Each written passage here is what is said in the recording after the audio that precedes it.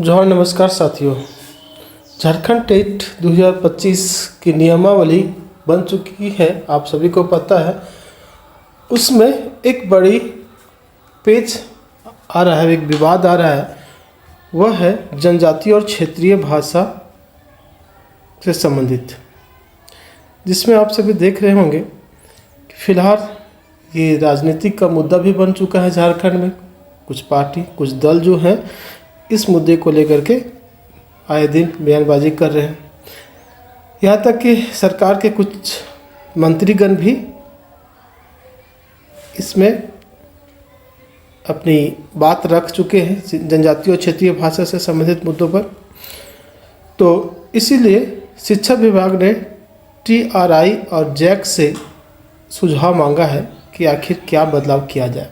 तो एक बहुत बड़ी अपडेट निकल के आई है, तो उस अपडेट को जानेंगे के करके।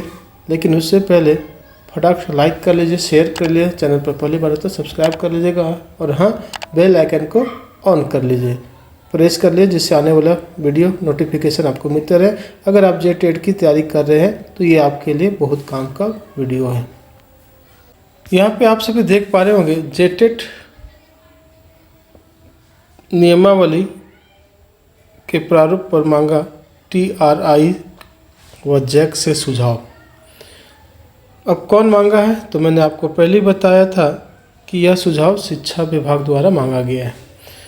क्यों मांगा गया है, और इसमें आप सभी यह भी देखेंगे कि जो फर्स्ट पेपर है जिसमें लैंग्वेज है उसको दो पार्ट में बटा हुआ है, एक हिंदी है, एक इंग्लिश है। कितना क्वेश्चन होगा वह भी आप इस वीडियो में जानेंगे। तो चलिए शुरू करते हैं।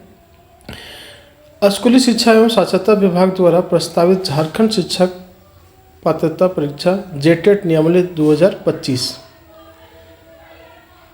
में जनजातीय एवं क्षेत्रीय भाषा को लेकर विवाद उत्पन्न होने के बाद अब इस पर डॉक्टर रामदयाल मुंडा जनजातीय शोध संस्थान रांची, जिसको कहा जाता है TRI, और झारखंड अधिविद्य परिषद मतलब जैक, कर्मचारी चयन आयोग तथा JCRT से सुझाव मांगा। इन 4 विभागों से शिक्षा विभाग ने मांगा है सुझाव। विभाग ने गुरुवार को इन संस्थानों की नियमावली का प्रारूप भेजकर उस पर सुझाव मांगा है। इससे पहले विभाग ने 5 जून को सभी शिक्षा पदाधिकारियों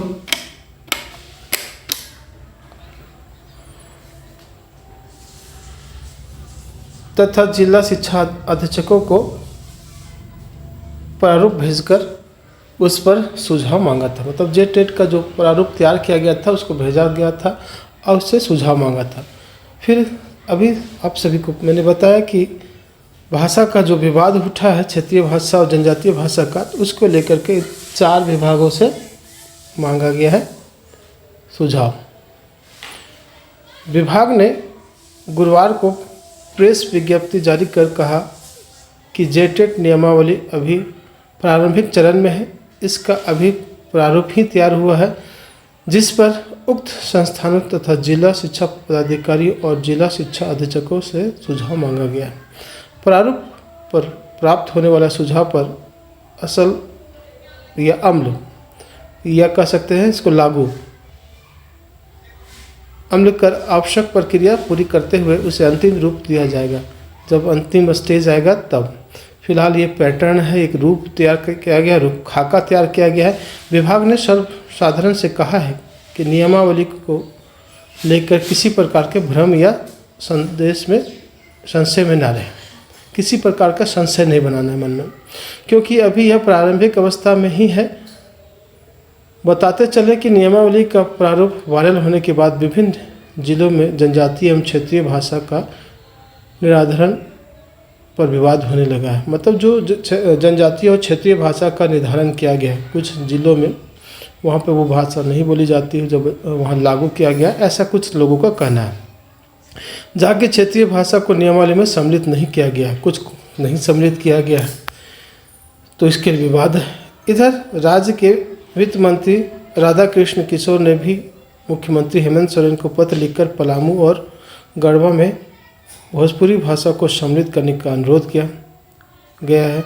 दरअसल जिलावार निर्धारित भाषा में पलामू और गढ़वा में कुड़ुक और नागपुरी को सम्मिलित किया गया, जबकि वहाँ भोजपुरी भी बोली जाती है। इसी तरह संथाल के जिलों में संथाली बंगला के अलावा खोटा को सम्मिलित किया गया है, जबकि वहाँ यह भाषा बोली ही नहीं जाती है। तो कुछ भाषा बोली नहीं जाती है उसको शामिल किया गया है, कहीं बोली जाती है उसको उठाया नहीं गया है। तो ये मुद्दा है, इन दो मुद्दा ध्यान रखने की बात है।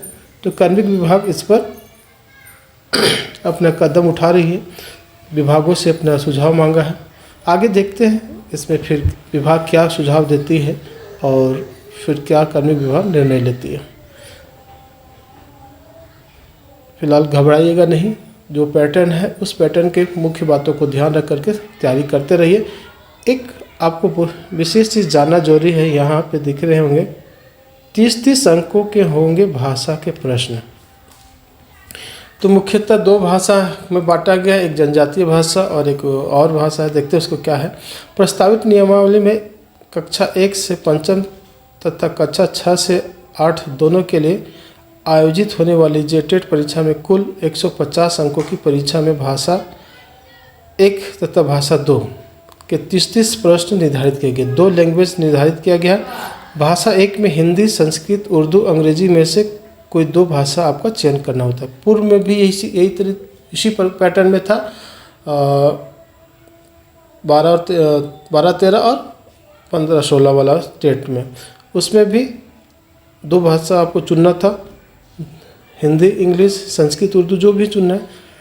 उर्दू वालों के लिए यहाँ पे राहत था। उर्दू सहायक आचार्य के लिए एक भाषा उर्दू का चयन करना होगा। उर्दू के लिए यहाँ एक बेनिफिट था। वहीं भाषा 2 में कार्मिक विभाग द्वारा अधिसूचित जिलावार जनजातीय एवं क्षेत्रीय भाषाओं में भाषा एक भाषा आपको चयन करना है, जैसे कहीं खोटा है, नागपुरी है वगैरह। हिंदी, संस्कृत, उर्दू, अंग्रेजी को छोड़कर जितने भी जनजातीय और क्षेत्रीय भाषा उसको चयन करना है। हालांकि इसमें यह भी कहा गया है कि कार्मिक विभाग द्वारा समय समय पर जिलावार निर्धारित जनजातीय एवं क्षेत्रीय भाषाओं में परिवर्तन करने पर वह लागू होगा। हो सकता है परिवर्तन करे और लागू भी सकते, इस तरह इसमें कोई भी परिवर्तन कार्मिक विभाग को भी करना होगा। मतलब अगर कोई चेंजिंग आपको मिलता है तो कार्मिक विभाग द्वारा ही किया जाएगा, दूसरा कोई कर नहीं सकता। फिलहाल भाषा विवाद जो भी है वो ध्यान रखिएगा। भाषा 2 भागों में बटा हुआ है, लैंग्वेज 1 और लैंग्वेज 2। लैंग्वेज 1 में 4 को दिया गया है, हिंदी, इंग्लिश, संस्कृत और उर्दू, 4 लैंग्वेज है, ध्यान रखिएगा। इसमें से आपको 2 का चयन करना होगा, 2 कोई ना कोई चयन करना ही होगा। हाँ, इसमें विशेष छूट मिला हुआ है उर्दू वालों के लिए, उन्हें छूट मिला हुआ है, कोई बात नहीं है। लेकिन आप लोगों को 2 चुन लीजिएगा, एक हिंदी और अंग्रेजी।